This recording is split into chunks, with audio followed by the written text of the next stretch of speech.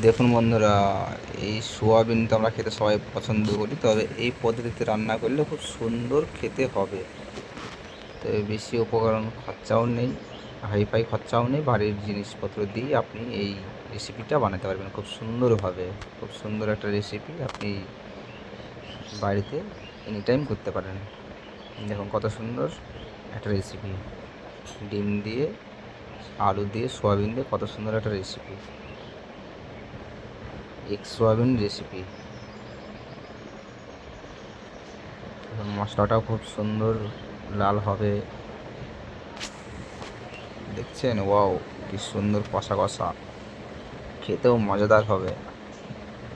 ঝটফট বাড়িতে বানিয়ে ফেলুন। আর হ্যাঁ, আরেকটা কথা বলি আপনাদের, আমার ছোট্ট চ্যানেলটা যদি ভালো লাগে আপনাদের কাছে, তবে অবশ্যই চ্যানেলটা আমার সাবস্ক্রাইবার, লাইক, কমেন্ট, শেয়ার করে দিন।